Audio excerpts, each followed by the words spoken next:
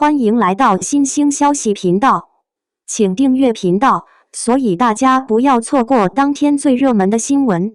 我们今天的时事通讯包括以下内容：赵丽颖要不要接9重天？全明星之下藏着变数。赵丽颖面临9重天与造成者的抉择，全明星阵容与单元剧新类型能否成就口碑？徐冰导演2搭悬念未解，观众期待剧情扎实而非阵容虚火。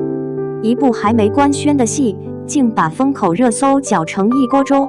赵丽颖要不要进9重天？一边是全明星坐镇，她稳居一番的诱惑；一边是在人间那点绕弯子的后遗症。这活该不该接？你我心里都打着小股真香的可能性和踩坑的几率，55开得很内娱。先把时间线摆清楚，前脚造成者刚杀青，后脚大家就盯着他下一步。网上等来等去，没等到实锤进组，倒等来一个猛料，一部大制作盯上他，好些一线演员都愿意来当配角，但他依旧稳坐一番。这消息一冒头，风向就不一样了。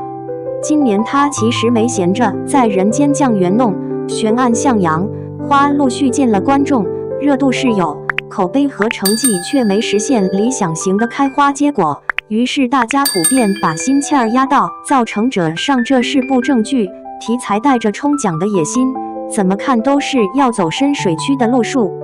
可新瓜又来了，网传他要进9重天。这名字一听像仙侠，其实八竿子打不着仙剑飞天。故事摁在1911到1945年的闽南琉璃寨，与田两姓守着城寨过日子，奇幻、悬疑、动作、爱情混搭成一道大菜，配方新，口味重，妥妥类型融合。细看团队，导演据说是徐冰，看过《在人间》的观众对他不陌生，两人要真2搭，默契是心理阴影面积也是一方面。在人间播的时候，不少人直呼云里雾里，剧情复杂是优点也是门槛。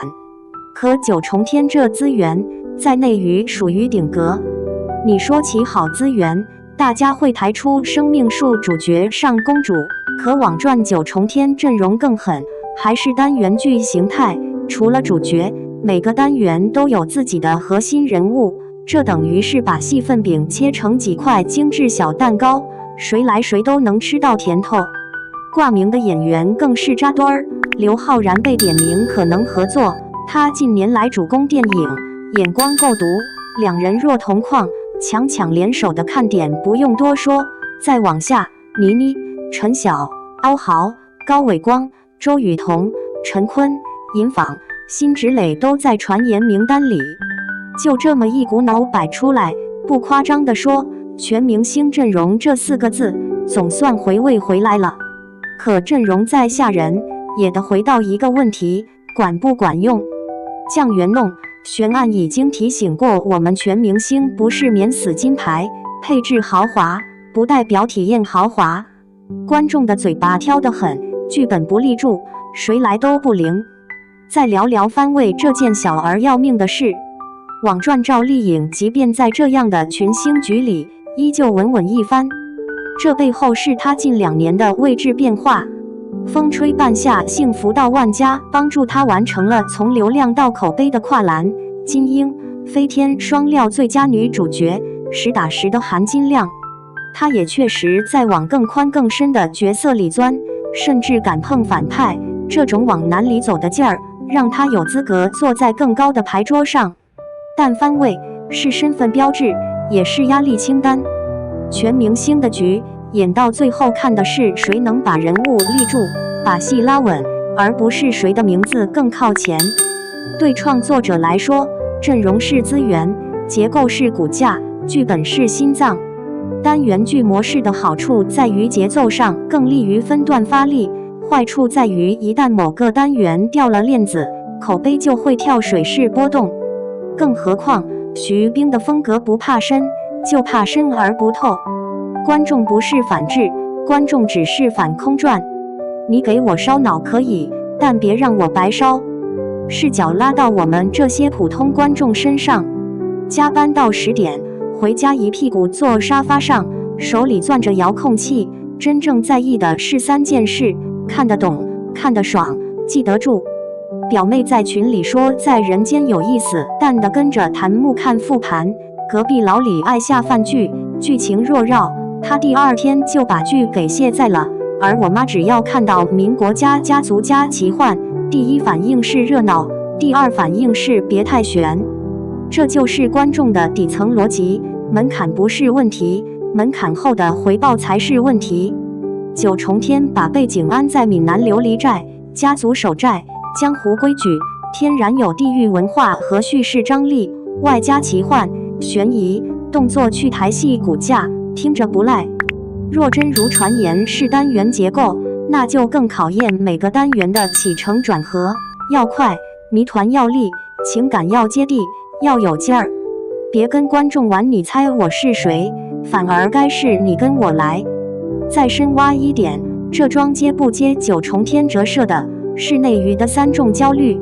第1重是资源焦虑，全明星阵容像一道招牌菜，端上桌就自带光环，平台敢投，资本敢上，似乎成色就有了。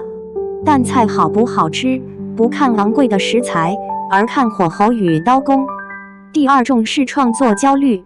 过去几年，我们习惯了 IP 逻辑和流量加持，结果发现观众审美在迭代，类型融合成了新常态，剧情要更准、更狠、更新。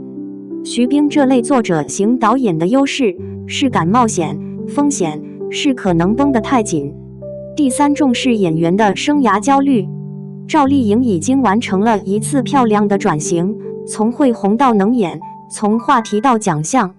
这1年几部作品没有完全达到预期，她就更需要一部稳口碑、能走远的作品来续航。造成者是冲奖的长线9重天，若能把市场的爽感与叙事的质感两头拢住，就是双保险。他敢演反派，敢换赛道，这种职业路径对同代女演员是个范本，不靠滤镜，靠角色成长，不怕被质疑，怕的是不尝试。番位不是荣誉证书，而是契约责任。你坐在第1排，就得给出第1排的解决方案。观众要的不是谁跟谁同框的合照，而是看完还能回味的戏剧体验。全明星局最怕什么？最怕人人都有亮点，最后没人成为灵魂。这个时候，主创要敢做减法，把每个单元的戏剧目标卡死，人物关系拎顺。当年我们吐槽阵容虚胖，不是反对大阵仗，是反对虚火。真正的王炸从来是剧本加表演加调度的协同发力。说到这儿，也许你会问，风格会不会又云里雾里？这事儿确实的看徐冰这次怎么掂量，把悬疑逻辑打紧，把奇幻分量打薄，把动作编排打实，把爱情的情感线打暖，这戏才有可能又厚又香。那赵丽颖该不该接？从职业选择的理性层面值得接，资源硬，阵容强，题材新，多的是可发挥之处。从观众体验的感性层面谨慎接，剧本必须先过关，别再出现看完还得看讲解的尴尬。对他而言，选择这种新类型加强配置的项目，既是往上跳，也是在抬风险。好在他已经证明自己能扛戏，也愿意在人物复杂度上加码。如果真官宣，理想的版本是他把主线抓牢，把人物弧线拎准，让每个单元的起落都跟他的命运墙绑定。